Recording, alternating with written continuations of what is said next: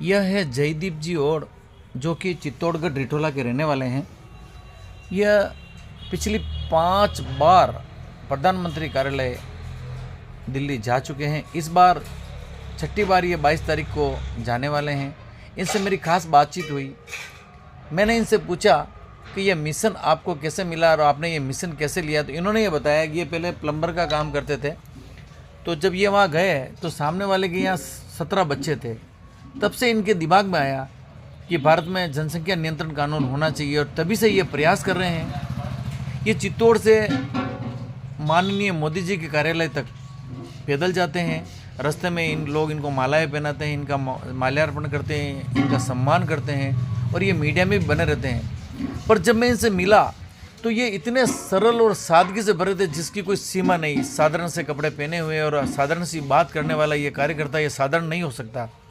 अगर आपको भी इस भारत में, इस देश में कोई व्यवस्था कटौती है या आपको आपत्ति होती है या उसका कानून बनना चाहिए या वो लोगों के जीवन स्तर को बढ़ा सकती हैं, तो आपको भी लड़ना चाहिए, आपको भी ऐसे बीड़े उठाने चाहिए।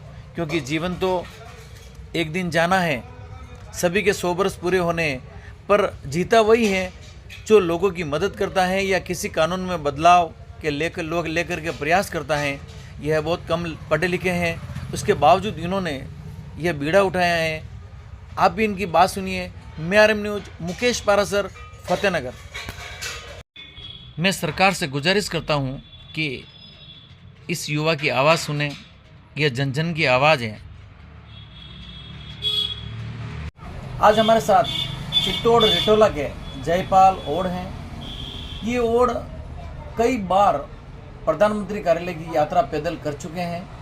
ये अपने हाथ में तिरंगा लेकर के जन मुद्दों के साथ चित्तौड़ से प्रधानमंत्री कार्यालय यानी कि मोदी जी के यहाँ जाते हैं।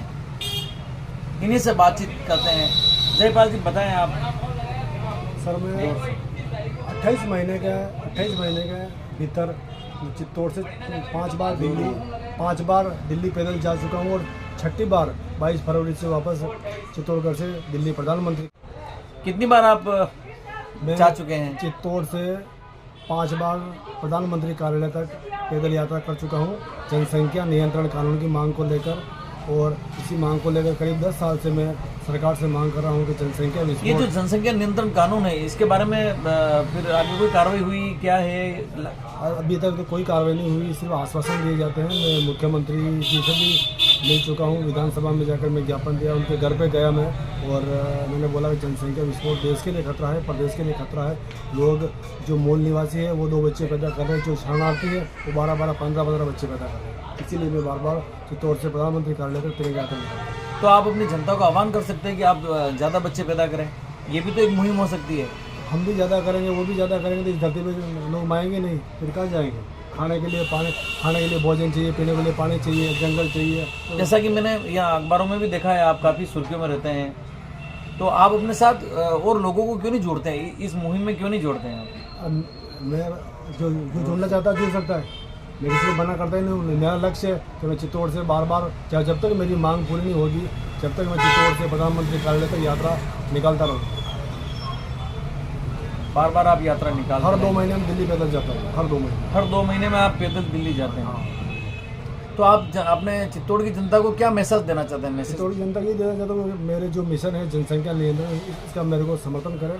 क्योंकि ये जो जनसंख्या विस्फोट के कारण आज बेरोजगारी, लूटमार, चोरी चकारी सब इसी कारण हो रहा है। अच्छा, ये जितने भी उपद्रव हो रहे हैं वो जनसंख्या बढ़ोतरी की वजह से हो रहे हैं, आपका ये मानना है? ये गुंडागर्दी जितनी भी हो रही है सब जनसंख्या के कारण ही हो रही है। तो अगर आज आप देख लो, अमेरिका देख लो, इजराइल की आबादी 1 करोड़ ही है, वो पूरी दुनिया को राज कर रहा है। हर आदमी के ऊपर पैसा है उनके पास, और अपने 150 करोड़ की आबादी है। यहाँ देख लो कि आज 5-7 करोड़ आप तो पागल ही घूम रहे हैं।